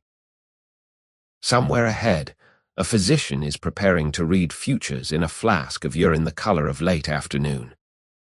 You follow the smell of dill and honey, footsteps easy, tongue still quietly maritime, ready for the next odd prescription the day has brewing. You drift back along the barley field, boots now forgiving, honey still singing in your throat, and meet the main road where the smell of dill is overtaken by something sharper. Ammonia tangled with roses. A handcart painted sunflower yellow blocks the path. Behind it, a man in a fur-trimmed robe waves a small glass flask at passers-by. "You're in consultations," he calls, voice smooth as river stones rubbed by centuries of gossip. "Learn your humors, your fortune, and your recommended wine pairing." A sign advertises, "Dr. Meribilly's Peer Prescribe." You consider sidestepping, but your bladder chooses that moment to remind you of the dill water. Plus, curiosity signs your name on the guest book of poor decisions. You pay the fee, 2 copper coins and 1 honest yawn, because the doctor collects yawns to measure atmospheric melancholy. He hands you a freshly sterilized stoneware cup, warm from the sun. Behind a striped screen, you contribute your sample, feeling oddly like you're writing a very intimate postcard. Back at the cart, Dr. Meribilly's holds your flask to the light the way a sommelier contemplates a suspicious burgundy. "Ah," he murmurs, a cheerful saffron with amber highlights indicates optimism wrestling residual cheese. He swirls gently. A tiny vortex forms, catching the late-day sun. Note the legs, he continues, pointing to droplets sliding down the curve. Slow descent, good constitution, possibly too much bedtime rumination. You nod, half flattered, half concerned that your inner life is legible through liquid waste. He compares the color to a graduated wheel of small glass panes. Lemon, straw, autumn leaf, sunrise on jealousy. Your sample lands between hopeful wheat and mildly startled honey. Apparently this means Jupiter still owes you money, the astrologer was right, and your spleen would appreciate more lute music. He jots recommendations on a scrap of parchment: drink diluted wine at dusk, avoid cabbage when Mars is visible, hum F sharp when knees feel political. The advice sounds like a recipe for a very niche cocktail party. To demonstrate future forecasting, he drops a single grain of salt into the flask. It sinks, then spirals clockwise.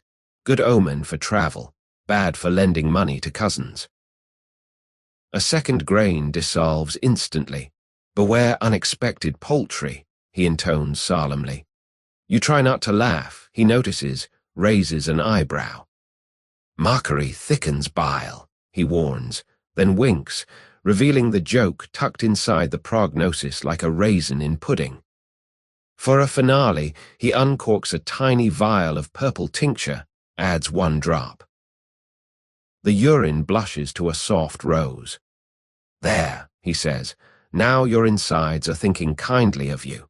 He swirls again. The liquid catches the sky's late blue, turning it lavender like dusk bottled for later use. He hands the flask back. Souvenir, he declares.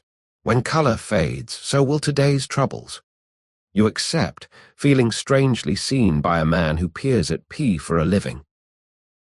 You tuck the flask beside the feather, the clay, the spider silk spool. Glass kisses glass. A tiny lavender sunset next to a sunrise of walnut. Down the road, a hedgehog in a wicker cage is being advertised as portable acupuncture. You follow the scent of cedar and curiosity. Footsteps easy, urine gently pink, world momentarily kind enough to bottle. The hedgehog is smaller than you expected, about the size of a sullen orange, with quills that look like they've been freshly sharpened by a very meticulous pencil sharpener.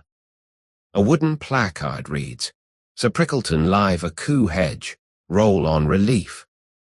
The handler, a woman in green felt jerkin and feathered cap, lifts the creature with gloved reverence.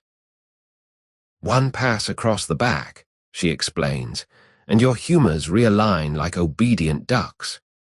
She pauses, adds, tips in apples or apologies accepted. You kneel on a square of canvas the color of old parchment. The hedgehog regards you with the expression of a librarian who knows you've overdue books. Handler gives a gentle whistle. Sir Prickleton unfurls, yawns tiny pink mouth, surprisingly polite, and begins his stroll across your shoulders. The first quill kiss is a quick pinch, less pain than surprise, like static from a wool sock. Then another and another, a slow parade of micro-pokes that somehow map the exact coordinates where stress has been squatting rent-free. The woman narrates, quills stimulate the river of heaven meridian, invented yesterday but already traditional. You want to laugh, but the hedgehog is now traversing your spine, each step releasing a warm bloom that feels like someone opening windows inside your back. Around you, a small queue of pilgrims watches with the sleepy reverence of people witnessing something too odd to be fraudulent. A child offers an apple slice. Sir Prickleton accepts en route, cheeks bulging, quills still working like diligent needles. He pauses mid-traverse, possibly at a knot of tension between your shoulder blades, and gives a tiny wriggle, acupuncture's version of a drum solo. Something releases with an audible pop, so satisfying the crowd's sighs in communal relief. Warmth floods downward, puddles at your tailbone, then evaporates upward, carrying what feels like last year's tax receipts and that argument you lost in 2014. The handler whispers, "He's forgiving your past. Try not to offend him again." You promise silently to be nicer to turnips, just in case. Finish line, the hedgehog reaches your lumbar region, offers a courteous snuffle, and disembarks onto a velvet cushion embroidered with a tiny crown. Applause ripples, soft as oatmeal. You stand, testing rotation. Your spine glides like a well-oiled abacus. The handler presents a single discarded quill, sterilized and tied with red thread. "Souvenir," she says, "for travel aches or opening letters." You slide it into your pouch. It nests beside the lavender stalk, a porcupine's apology to botany. Payment, 1 apple and a lullaby hummed in G major, Sir Prickleton's favorite key. You comply. The hedgehog closes its eyes, burrows into felt, already dreaming of applesauce royalties. You leave lighter back straight, footsteps clicking like satisfied abacus beads. Somewhere ahead, a jester juggles turnip slices and coughs, promising laughter as expectorant. You follow the scent of honeyed root vegetables and the faint after prickle of forgiveness, pockets clinking with cures, spine remembering how to be sky. The jester's cap is a patchwork moon, its bells jingling in 5/4 time, because he claims ordinary 4/4 is for peasants and heartbeats. He stands on an overturned crate, cheeks apple red from cold or comedy, juggling pale turnip slices glazed in honey. Each spin leaves a faint comet trail of stickiness that catches afternoon light like slow-motion sparks. A sign at his feet reads, "Turnip treacle tonic laugh, swallow, breathe. Side effects may include sudden truth." You join the loose ring of spectators. A woman coughs into her sleeve, the sound dry and tired, like leaves arguing. The jester winks at her, then at you, then tosses a slice high. It flips, lands on his tongue, and disappears with theatrical gulp. "First dose," he announces, voice bright as polished pewter, "administered via spectacle."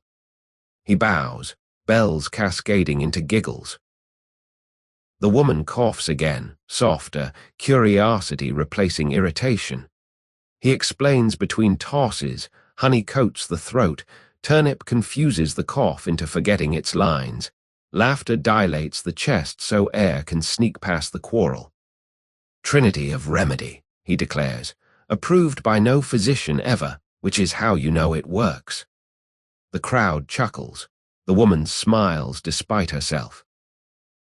He produces a wooden spoon, catches a mid-air slice, and offers it to her like a knight presenting dragon jerky. She hesitates, then accepts, chews. A moment later her shoulders drop, exhale lengthens, the next cough arrives smaller, embarrassed by its own dwindling. Turnip is crisp, honey warm, comedy the unexpected spice. You receive your dose next. The slice melts on your tongue, releasing peppery sweetness and the faint nostalgia of grandmother's root cellar. The jester demands payment in laughter, 1 genuine snort or 3 polite ha-has. You deliver both, plus an accidental hiccup that passes as encore. He bows again, bells applauding his temples, then launches into a story about a duke who tried to tax sneezes and was defeated by a choir of onions. Laughter ripples. You feel it in your ribs, a gentle shaking that loosens phlegm and seriousness alike. He caps the performance by juggling 4 turnips shaped like the 4 humors, each painted crimson, yellow, black, and white. They orbit him, a root vegetable solar system, until he claps. Hands empty, vegetables vanished into spectators' pockets as edible souvenirs. The woman with the cough waves goodbye, voice noticeably clearer, eyes bright with reclaimed breath. You leave lighter, lungs expanded, taste of honeyed earth on your lips. Ahead, a crone by a hearth is melting wax over a small effigy of a hand covered in warts. You follow the scent of beeswax and bargaining, footsteps sticky, laughter still fizzing in your chest like gentle soda. The crone's hearth squats against a garden wall, bricks blackened by decades of confessions turned smoke. A copper bowl simmers over embers, beeswax the color of late summer butter melting into slow, fragrant ripples. Beside her, a wooden tray holds tiny effigies, hands, feet, a few ears, all shaped from dough and studded with peppercorn warts. She looks up, eyes clouded yet reflecting flame. "Pay the witch debt," she croaks, voice like pages turning in a damp ledger. "Or pay the warts, your choice." You opt for the debt. Your warts are hypothetical, but her stare feels tangible. She hands you a dough hand the size of a child's mitten, its surface dotted with currant-sized bumps. "Press your ache here," she instructs. You cradle it. The dough is warm, yeasty, faintly trembling, as if complaints migrate into flour. She drips wax across the knuckles, each splash releasing honeyed steam that smells of forgiveness and beehives. A low chant rumbles, half Latin, half lullaby, syllables curling into the wax like signatures on an eviction notice. She produces a spindle of red thread. "Tie 7 knots," she says, "one for each rumor that bit you." Your fingers obey. The thread sinks into dough, squeezing slightly as if the hand is learning to clench around its own release. With each knot, the peppercorns twitch, then still, as though startled by sudden silence. You feel corresponding tensions in your own knuckles unknot, sliding down imaginary tendons into the dough. The crone nods, satisfied creditors are being paid. When the 7th knot cinches, she lifts the wax-coated hand, holds it over the fire. "Interest," she mutters and lets it fall. The dough hits embers, sizzles, peppercorns popping like tiny fireworks. Wax melts into seams, sealing the warts inside a caramel sarcophagus. Aroma rises, sweet, toasty, oddly victorious. You watch your miniature grievances toast into ash. Smoke drifts upward, brushing your face with warmth that feels like someone saying, "They're done." She stirs the ashes with a sprig of rosemary, then sprinkles cooled flakes onto the garden soil. "Flowers will grow," she says, "fed by what used to sting." You want to ask return policy, but her eyes answer, nature keeps receipts in petals. She presses a peppercorn into your palm, unsinged, shiny. "Spare wart," she shrugs. "Plant under a full moon if you need reminding." You pocket it next to the hedgehog quill. Your collection now includes pain in granular form. Payment, 1 copper coin and a promise to forget the insult that seeded the ache. You pay. Forgetting feels negotiable today. She waves dismissal, already molding another dough foot for a limping farmer. You step away lighter, hands smelling of beeswax and pepper, inner fists unclenched for the first time since you can remember. Somewhere ahead, a surgeon is polishing a sleep stone and humming a lullaby that doubles as anesthesia.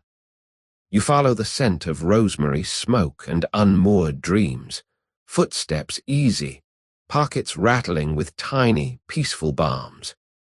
The lane narrows again, overhanging houses leaning close enough to share gossip about the weather. Lamplight spills from a low doorway, buttery and trembling, accompanied by a lullaby hummed in a key that seems to flatten gravity. A wooden placard swings, sleep stone surgery painless, dreams not included. Below in chalk, tonight's special, stone lullaby and complimentary tooth removal. You touch your jaw. The turnip honey has worn off and a molar is tapping out a tiny SOS. Curiosity and mild throb push you inside. The room is half parlor, half workshop. Shelves hold stones of every mood, milky quartz, smoky jasper, one the bruised purple of twilight. In the center, a man in ink-stained robes polishes an egg-sized river rock, stroking it the way someone pets a cat that might grant wishes. He glances up, smiles sleepily. "Evening, traveler. Need a tooth out or a nightmare relocated?" You point to the offending molar. He nods, gestures to a reclined chair padded with fleece the color of old moon. He offers you the stone. "Hold it, warm it with your breath. Tell it the story of the ache." You cradle it. The rock is cool, smooth, oddly patient. You whisper a brief saga of nutmeg ale, hedgehog stress, and late-night worry. The stone listens, growing slightly heavier, as if absorbing plot. The surgeon, Master Sealers, nods approval, then begins humming again, same lullaby you heard outside. It's wordless, 3 notes that circle, dip, rise, then fold into themselves like well-trained doves. He places the stone against your cheek. Warmth seeps through skin, spreads into jaw, a slow tide of quiet. Each hum vibrates the bone, gentle as a tuning fork made of wool. Your eyelids gain weight, pleasant, like blankets fresh from the fire. Sealers lifts a second, smaller stone, taps the first, soft clack, a percussive period. You feel the molar loosen, not with pain but with resignation, as if it's been convinced to retire to the countryside. "Breathe slow," he murmurs. "Let the stone finish the argument." You exhale. The lullaby dips a 4th note, almost sighing. There's a tug, more suggestion than yank, and something clicks free. A cool gap remains, surprisingly polite. No drama, no gush. Sealers shows you the tooth, root pale as candle tallow.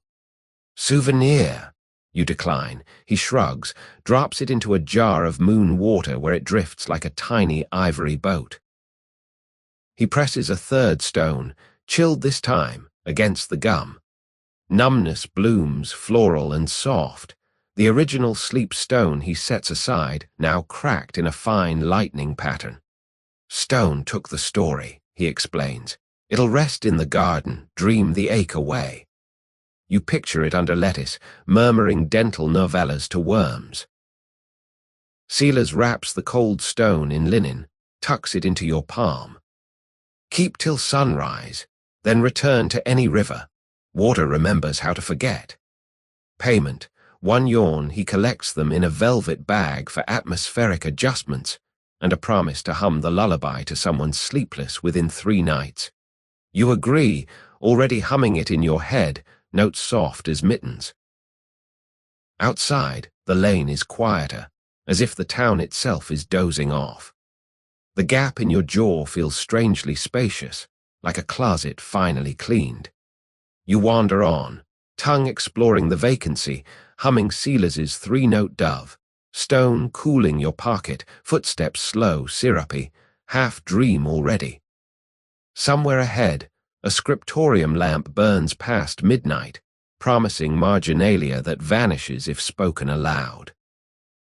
You follow the scent of parchment and lullabies that forgot their endings, mouth tasting of river and resignation, ready for ink that heals by disappearing. The lullaby fades under the hush of your own footsteps, now muffled by a narrow corridor of half-timbered houses leaning together like conspirators. Ahead, a single window glows parchment yellow, cut high into a stone wall. A sign painted in flaking silver reads, "Scriptorium of Forgotten Remedies Manuscripts that Prefer Silence." The door is unlocked. It exhales dust and lamp heat as you push, a breath that tastes of walnuts and distant thunderstorms. Inside, round tables float in pools of candlelight. Monks in dove-grey habits hunch over pages, quills scratching like mice discussing philosophy. No one looks up. Your entrance is just another ink drop in the night's margin. A novice glides forward, fingers stained galaxy blue. "Browse," he whispers, "but do not read aloud. Recipes vanish when spoken." He presses a finger to his lips, then gestures toward shelves of vellum scrolls tied with ribbons the color of bruised plums. You select a slim volume labeled "For Travelers Who Carry Too Much Sky." The cover is soft, worn to the texture of petal veins. Inside, text spirals inward, words shrinking as though shy. Instructions appear only when candlelight hits them at a slant. Crush marigold picked under a waning crescent. Mix with dew collected from a bell that hasn't rung in 40 years. Apply to eyelids before sleep. Beneath, a warning. Dreams will reorganize alphabetically. Do not be alarmed if Lighthouse proceeds lonely. You turn another page. The ink is spider leg black, smelling faintly of peat. A recipe for homesickness tincture lists ingredients: 1 map tear, 2 crumbs of childhood bread, a whisper of the last goodbye you never said. The final line flickers, then fades entirely as if embarrassed by intimacy. You glance around, no one saw the vanishing. The novice nods, unsurprised. "Some cures are shy," he mouths. "They prefer need to knowledge." At the far table, an elderly scribe copies what isn't there. His quill moves over blank vellum, leaving no mark, yet his eyes track words only he can see. You lean closer. He smells of cedar and candle smoke. When he reaches the page's end, he blows gently, as though dispersing invisible seeds. "Ink made from starlight," the novice whispers. "Readable only in dreams. We mail them to sleepers." You picture letters drifting into pillows, unfolding like paper birds beneath closed lids. A monk offers you a quill cut from a raven's first molt. "Write a remedy you wish existed," he suggests. You hesitate, then script. "For nights when history feels too heavy, let pages grow feathers, not stones." The words sink, then rise again as faint outlines before dissolving into the vellum's veins. The monk smiles, tucks the sheet into a pigeonhole marked "Pending Gravity." Somewhere, a candle spits. Shadows jitter across shelves, making scrolls seem to breathe.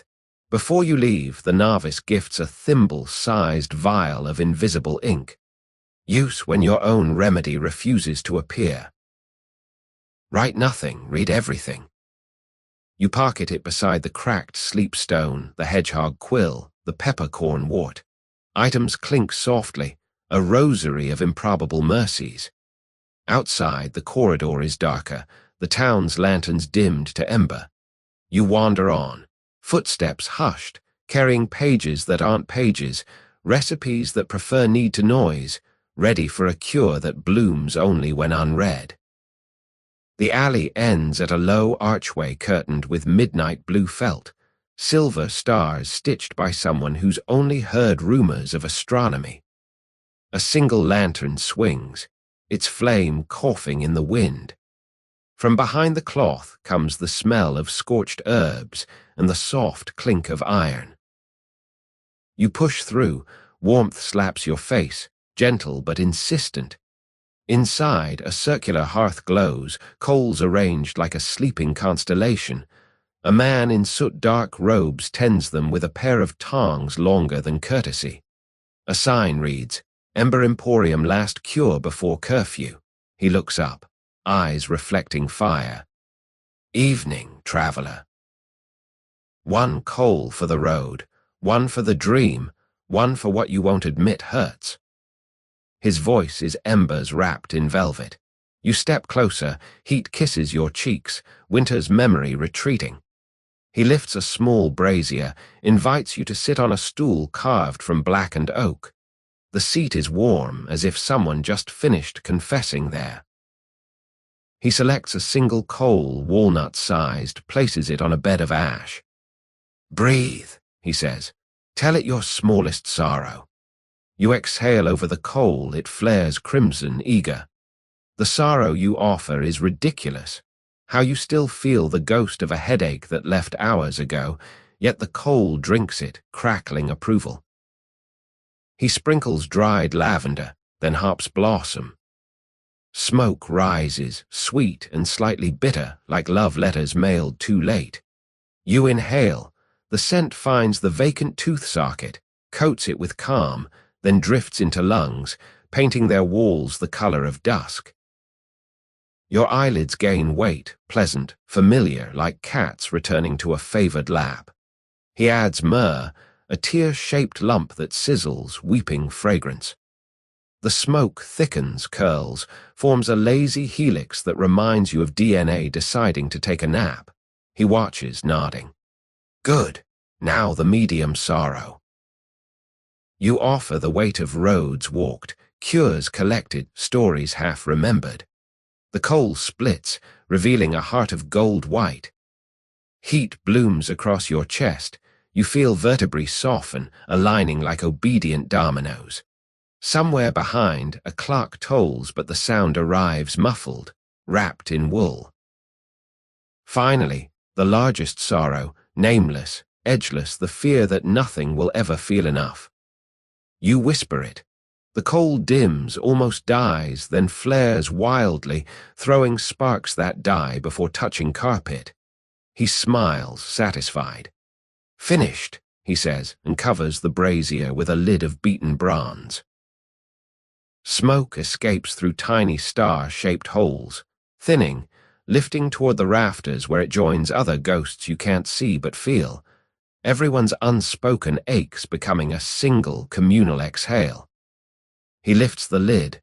The coal is now a smooth gray pebble, cool enough to touch. He presses it into your palm. Carry it till sunrise.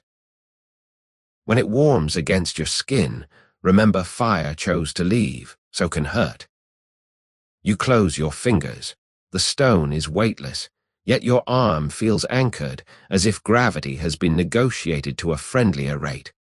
Payment, 1 copper coin and the promise to pass the pebble to another traveler before the next new moon. You agree, already drowsy, feet rooted in hearth-warm kindness. Outside, night has leaned closer, stars polite but distant. You wander toward wherever sleep left its door ajar, coal stone cool in your pocket, smoke still ribboning your hair, each breath tasting of lavender and finished business. Somewhere ahead, the last lantern of the day waits, ready to escort you into the final quiet.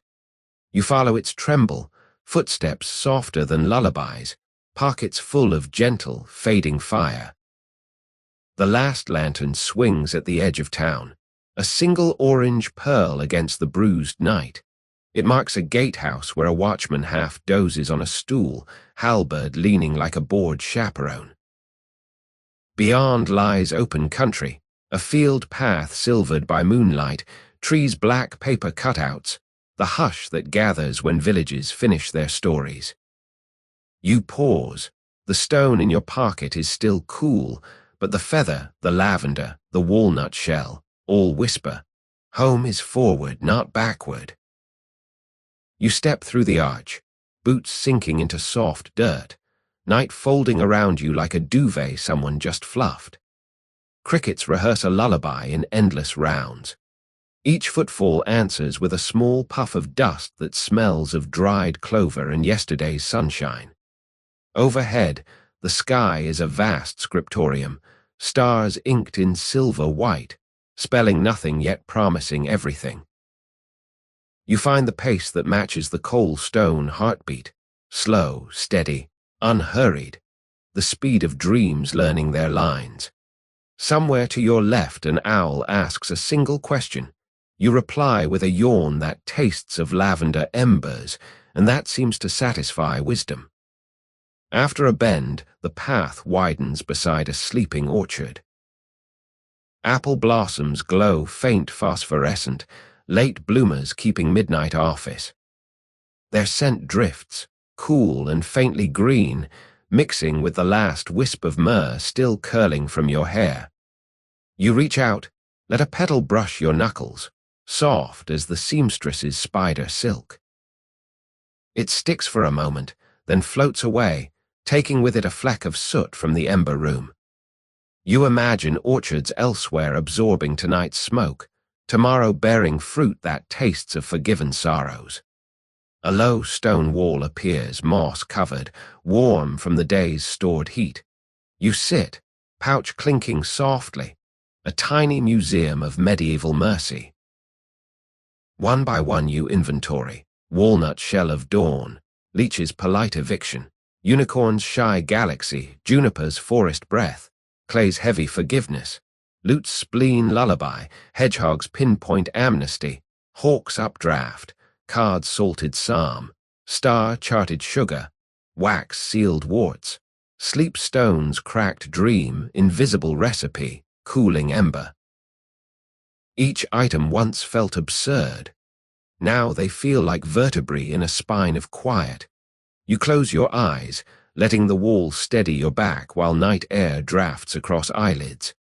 Behind you, somewhere back in the town, a bell tolls once, midnight or near it. The sound reaches you muffled, gentle, like someone turning a page in a book you're no longer required to read.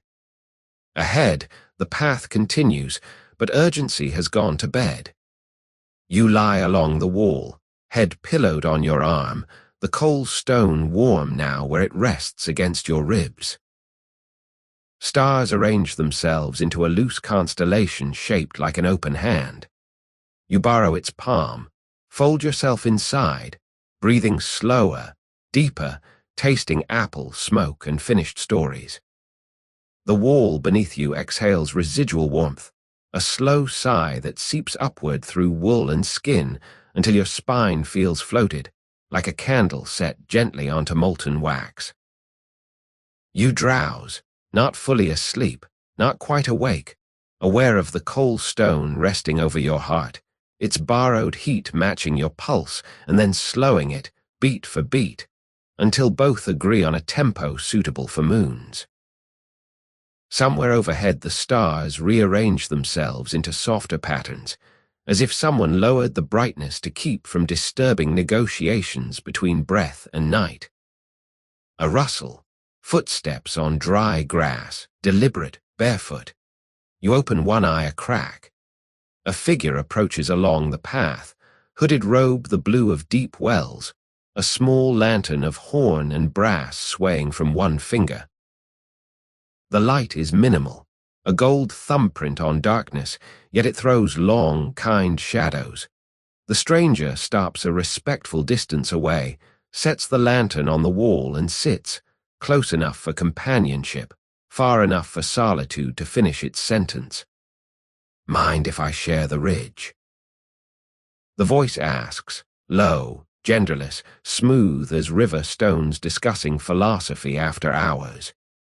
You murmur assent. Words feel too heavy for the air. The stranger nods, produces a wooden cup, fills it from a skin of something that smells of chamomile and distant thunder. A sip is offered. You accept. The liquid is lukewarm, tastes like childhood bedtime diluted with summer rain.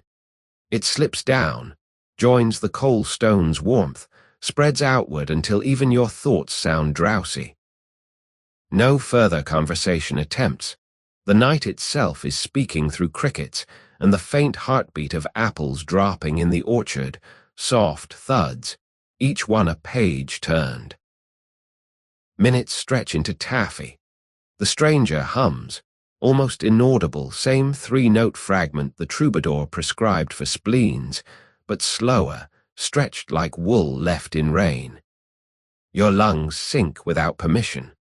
Somewhere inside the melody is a fourth note you hadn't noticed before, a sigh below the sigh, the sound of endings deciding to be gentle. You feel your ribs widen, making room for nothing in particular, and the relief is immense. The lantern flame gutters once, steadies, keeps its small promise against the dark. Eventually the stranger stands, lantern in hand. Walk on when you're ready, they whisper. The path keeps going, but only if you want it to. You nod, eyes closed, hearing footsteps fade until even absence is too soft to name. The lantern's glow recedes, a gold coin sliding into the purse of night. Left behind is a faint scent of chamomile and the fourth note, looping lazily inside your chest, a lullaby that has decided to stay rent-free. You drift deeper, coal stone warm, pouch of cures quiet against your hip, apples thudding their slow punctuation, stars holding the line. Time thins. You drift on the border between breath and no breath, aware only of the coal stone's steady warmth and the faint echo of that fourth note looping somewhere behind your eyes. Then, softly, dawn. Not the trumpet kind, but a grey-blue seep that lifts night like a blanket folded back with care. Birds test a chord, find it acceptable, repeat. You sit up slowly, spine unpopping for once, each vertebra content to stay where last night's lullaby placed it.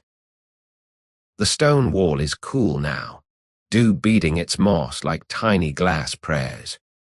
You stand, joints cautious but agreeable. The orchard across the path has shifted from monochrome to watercolor, apple green rinsed with rose, leaves tipped in newborn gold. A single fruit lies at your feet, small, imperfect, breathing fragrance. You pocket it, breakfast, souvenir, or breakfast that forgives you for calling it souvenir. Down the lane, smoke rises in a patient spiral from a chimney you can't yet see, carrying the smell of rye and something sweeter, maybe honey left too long on the comb, edges caramelized into quiet crunch. The path continues, but gentler now, grass center soft as felt, ruts on either side filled with last night's cool shadows. You walk because walking is the slow way of saying thank you. Each footfall presses daisies awake. They yawn open, pale faces following your ankles like shy admirers. Somewhere behind, the town still sleeps, bells not yet risen, leeches probably doing whatever leeches dream of, tiny rafts on tiny ponds, you decide. Ahead, the world feels rinsed, as if someone wrung darkness out of the sky and hung it to dry behind invisible hills. You reach a wooden stile silvered by weather. On the top rail rests a clay cup, no bigger than a thimble, filled with something that steams. Beside it, a note inked in spider-thin script. For the traveler who stayed on the wall, drink slowly, morning is fragile. No one in sight, only larks ascending. You lift the cup. Warm, not hot. Sip chamomile, you think, but also apple peel and something mineral, like snowmelt remembering mountains. It spreads through you the way first light finds windows, tentative, then certain. In your pocket, the cold stone has cooled back to indifference, its duty done. You place it on the stile's rail, a quiet thank you to ember that chose to become pebble. The apple joins it, a brighter offering. One step over and you're in new country, a meadow rolling away like a sigh that decided to become geography. Dew soaks your boots' hems. You don't mind. Somewhere ahead, a last cure waits, one that involves candle stubs, a single bell, and the soft closing of covers. You descend the meadow, humming the three-note lullaby plus the fourth, humming until breath and footfall rhyme, ready for the final gentle absurdity that will escort you into true sleep. The meadow dips into a shallow vale where mist still holds night's hand, reluctant to let go. You follow the slope, grass giving way to a gravel path that crunches like sugared almonds underfoot. Ahead, a low stone chapel squats beside a pond so still it could be polishing the sky. No bell tower, just a single handbell hanging from a wooden beam, rope swaying slightly as if remembering yesterday's tolls. A sign, paint flaked but legible, sanctuary of final touches candle, bell, blanket. Inside, the chapel is one room, rafters black with centuries of whispered sins and candle sighs. Pews have been pushed aside. In their place, a narrow cot dressed in linen the color of old parchment. Beside it, a small table holds 3 items: a stub of beeswax candle, the handbell's twin minus rope, and a wool blanket woven so loosely it looks like a cloud that's decided to knit itself. An elderly sacristan in grey scapular nods, gestures for you to sit. "We close the day here," he says, voice soft as dust settling. "You've walked far, let the last cure be rest itself." You obey, boots slipping off like tired secrets.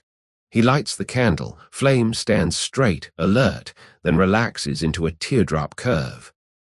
The bell he places in your hand, curl of iron cool against lifeline. When you're ready to let tomorrow wait, ring once. Blanket will do the rest. He steps back, melts into shadows near the altar, becomes part of the chapel's breathing. You sit, back against the wall, candle between knees, listening to the pond outside nudging reeds. The blanket rises on its own. No, the sacristan is lifting, but so gently it feels like weather. He spreads it over your shoulders. Wool smells of lanolin and sun-dried time. Threads are loose enough to let starlight sift through, tight enough to keep shivers outside etiquette. You pull it close, candle warm on your chin, bell resting against blanket like a pet deciding to sleep. Somewhere in the rafters a dove coos once, then settles, satisfied with lullaby arrangements. Eyelids sink. You ring the bell, one soft note, more breath than bronze. It travels outward, kisses pond, returns diminished, a lullaby folded into itself. Flame bows, not extinguished but lowered to a private nod. Blanket rises and falls with your breathing, as if the night itself is learning your tempo. Thoughts drift, walnut dawn, leech courtesy, hawk updraft, card psalm, invisible ink, cooling ember. All ingredients swirl into a single warm broth you sip without lifting spoon. The chapel walls recede, distance becoming velvet, becoming hush, becoming almost gone. Last awareness, sacristan moving to snuff the candle, his shadow huge and gentle on the ceiling, hand making the sign not of cross but of blanket, a benediction of covers pulled to chin.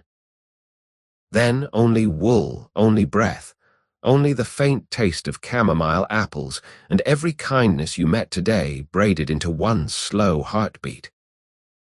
Outside, the pond smooths your reflection into itself, polishing the sky until it, too, is ready to close. You are already drifting, carried by linen, by bell echo, by the soft permission to let history keep its own watch while you sleep. You drift, carried by linen and bell echo, until the cart no longer feels like furniture but like a small boat moored in midnight. Time loosens its laces. The chapel walls become mist, the rafters clouds, the pond an ocean of hush breathing beneath you. Somewhere inside this soft voyage the blanket grows feathers, wool turning to down, pale as candle smoke. You do not question.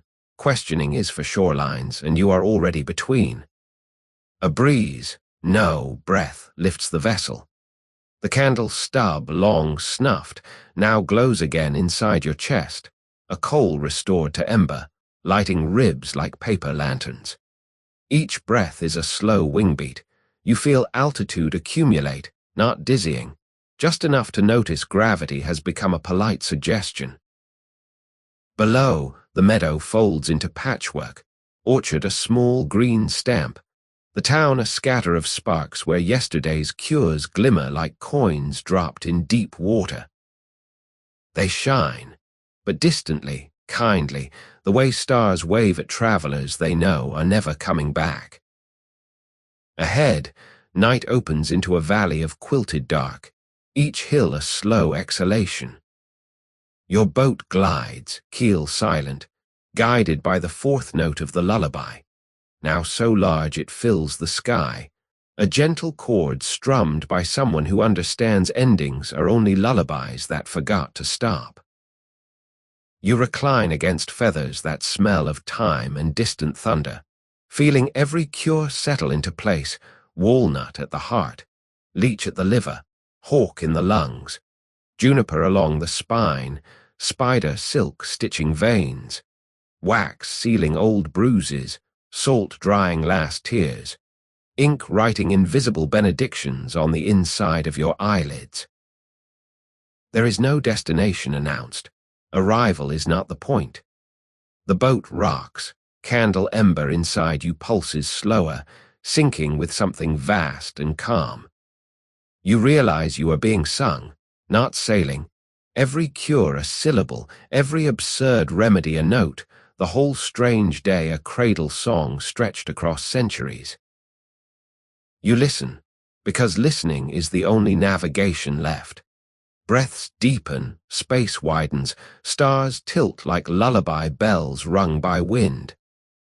Somewhere the stranger with the lantern waves from a hillside, but you can't lift your hand. You are already mostly sky. Last sensation, the pouch against your hip loosens, items drifting out like seeds. Feather, quill, coal, pebble, peppercorn, each one taking a piece of ache with it, dispersing into dark soil of dream. They will grow into soft forests where future travelers will find quiet apples, cool moss, gentle smoke. You release them, release yourself, release even the idea of release. The candle inside steadies, then settles into a small, steady star beneath the breastbone, enough light to see nothing and be content. Around you, the valley folds closed like a book finished at last, pages murmuring rest, rest, rest. Each breath is slower now, the night leans closer, folding you into its quiet sleeve.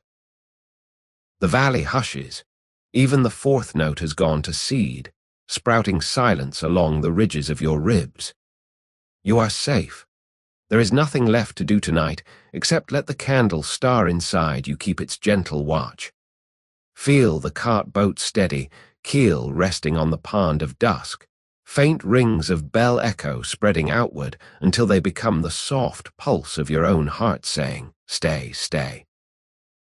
Somewhere, apples ripen in darkness, tasting of every kindness you collected. You may taste them tomorrow, but not now.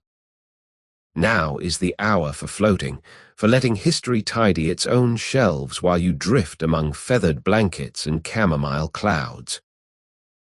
If thoughts arise, let them pass like moths drawn to a flame that refuses to burn, only warm, only witness.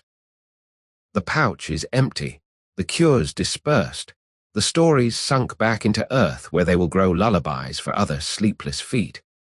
You carry nothing but the faint scent of lavender smoke and the certainty that absurd mercy once walked beside you, wearing medieval boots. Let your shoulders drop away from the day, shoulder blades sliding apart like curtains admitting starlight. Let the space behind your eyes widen until it holds the whole quiet orchard, the whole hushed town, the whole gentle dark that keeps its promises.